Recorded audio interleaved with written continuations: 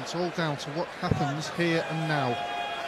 And there's our two fans on the cash converters, your seat. A little bit of a treat for the fans here in Minehead.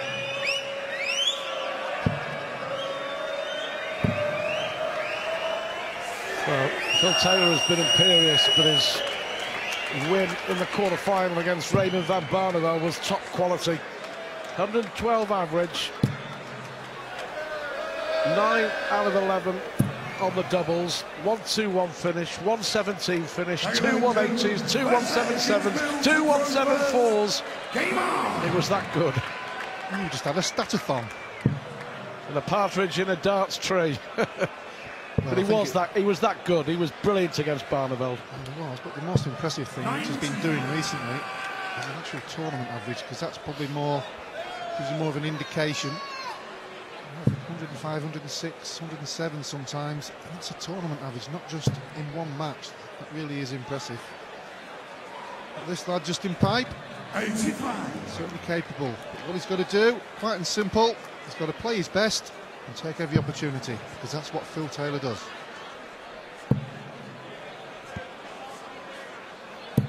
One on right out, Fulton. And it is going to take a huge effort from Justin Pipe. Held on to beat Gary Anderson, his big mate, 9-7 in the quarterfinals. Anderson coming from, I think it was 7-3 down to level it up, and the momentum appeared to be with the Scot, but 16. Pipe, who Alan mentioned, loves this tournament, close to home. Taunton boy, semi-finals here 12 months ago, lost to Kim Huybrechts. And he's back here in another TV semi-final. He's earned the right. He's got to carry on and do his job. Best of 19. First to double figures. You've got to get your teeth into the match early. I've seen that in so many matches over this long weekend. Certainly more prevalent when you're playing the player who's the world #1. 88. He went for the treble 14. And he's left himself tops.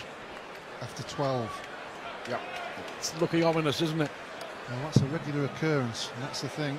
Sometimes if you're throwing, if Taylor's throwing first, you're throwing second, there's a 12 down, you're going to have a 9. 121. 9 out of 11 on the doubles against Barneveld. Game sharp and perfect. It was emphatic from Taylor to open up. Here's the count in this semi-final. Yeah, they played in the World Match Play semi-final in Blackpool in the summer. Taylor won 16-10, if memory serves me right. Justin Pipe actually puts that down as one of the best performances of his entire career. It certainly was on TV. He's a much better player on the floor, I can assure you. Fantastic season last year. It was a quarter-final, I should say, at Blackpool, but he just thought that he gave Taylor a real run for his money, and no shame in losing to a dominant Taylor at Blackpool. 130. Well, the key to that was he stayed with him early on in the match. And that's what everybody's got to do, not just here. Whenever you're playing the game, you can stay with your opponent or stay in front, obviously. And take your chances when they come. Opportunities will arise. 140. Yeah, 140 from Justin Pipe. Good start to an important leg, even this early on in the match. First leg, Pipe with the darts. Would love to hold on. 16. Pipe yet to be in a final on the TV stage. Phil, there's been more finals than you, Stuart. Well, Pipe has grown in stature, hasn't he, on the TV in the last 12, 18 months. He really has, and so semi-final here last year, that great performance at the match play. Semi-final at the World Grand Prix, was disappointed there to lose to Dave Chisnall emphatically in the end, but he's getting there, isn't he? He's improving. He's a dangerous opponent.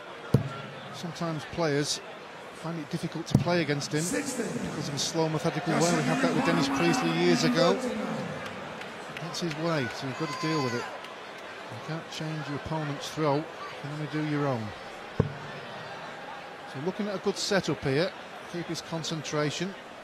The business end of the leg. Big 20 will leave tops. Taking his time. Taylor only halfway through the leg. 99.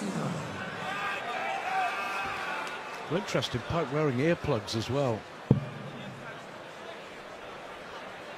Not quite sure the reason for that. I'll tell you the exact reason. It was because of Blackpool a few years ago. Because of his slow throw, the crowd started cheering like they do when the goalkeeper's taking the goal kick. So he's been using them since. I think that's passed. He's been using them ever since then. Irving King, one of the regulars with the earplugs. He's got to take out this double 10. You don't want to be giving your opponent an opportunity very early. Sorry, I'll feel a lot better about that one, Justin. It wasn't just out, it was just in.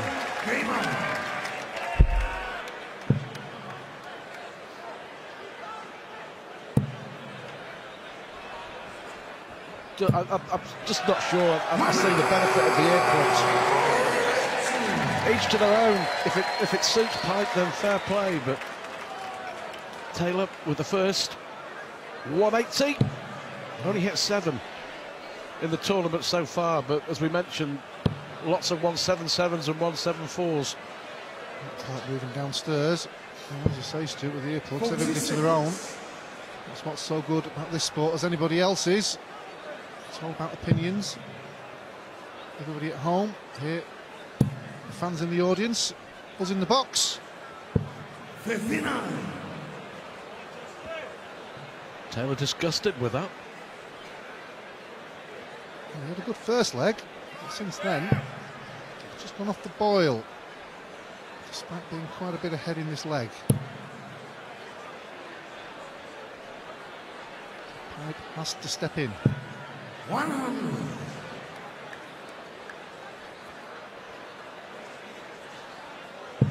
The best of order from the packed house here at Butlins here in Minehead. Well, we do that well. Another maximum for Taylor. Like I said, he's got the boil and he fires in a maximum. It's a second in the leg. Not too far off the boil, is he? We do find that down here in Minehead. Last year was the same. Saturday, everybody was absolutely crackers in the fancy dress, really enjoying the night. Very loud and explosive. Sunday just seemed a little bit calmer to the build-up to the final. 82 for Taylor.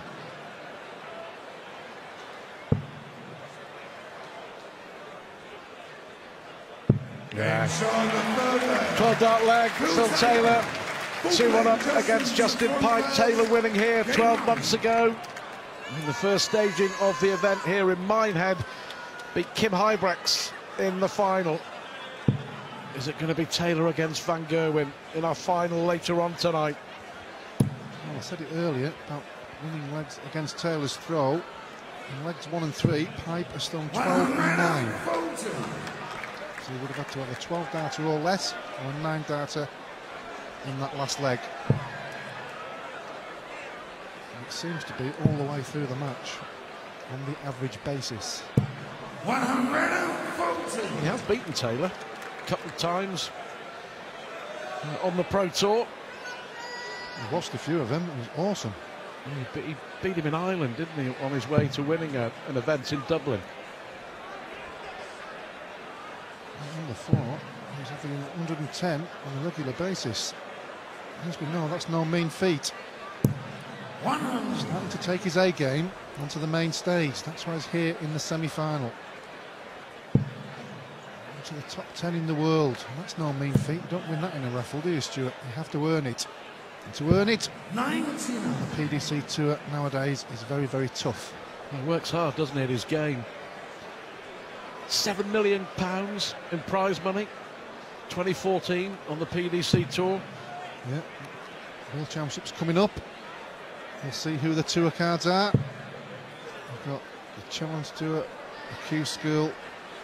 A bit for everybody. 100. Dad's biggest fan, young CJ Pipe.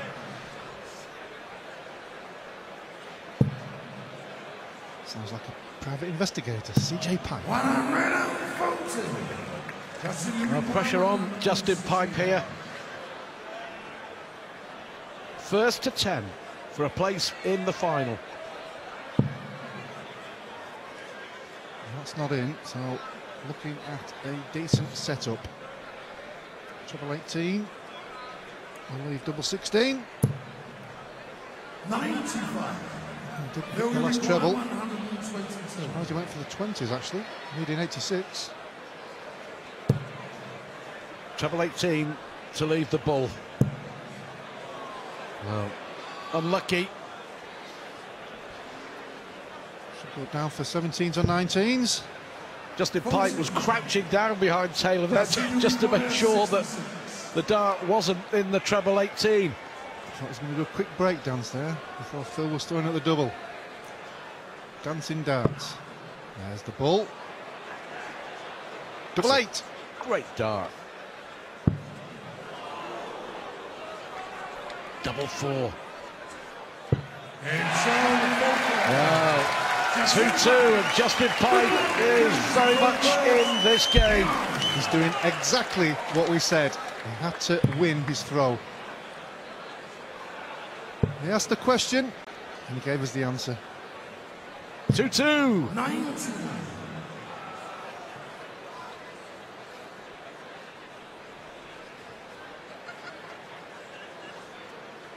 There will be a break after this leg 5. In many ways, there's no pressure really on Justin Pipe because, let's be honest, 85. not many people are expecting him to go up there and beat Taylor, so he can give it a real go. Of course he can. We all know he's got the game. 100. He's got to make sure he stays around his A game for the remainder. Well, we've remained with the Blackpool goggles. Wrong place, wrong time, I think. I think they've been here since. Following the darts tour. Some great fans out there. Really enjoying the weekend here in Minehead. Pleasure to be here, Stuart. Back in March for the UK Open. Yeah, a new home for the UK Open here in March. And on TV. The Pipe clan. And the way that his darts go in, he can still, well, he might have to switch now, I was going to say, but the angle it goes in, it still leaves him room to go for the treble. 100. That's exactly what he's done. Yeah, it certainly was a good dart. And Phil's going to have to move here. With a good cover shot. We've got another one. Would have left 32. 70's okay. Pipe needs to leave something handy in case Taylor misses the 70. Yeah, 140 really minimum requirement for Pipe. Yeah, just in case. 100. Well, it's left Shanghai. You require Taylor on 70. All legs at the moment have gone with throw. 20 for double 16. Oh, 12 for tops. Top of the shop for Taylor. 50. Under the wire. Now this is a big opportunity for Justin Pipe before the first break. If he can click this one in, you can see the concentration, the focus. The Pipe is ready to pounce. Big visit for Pipe.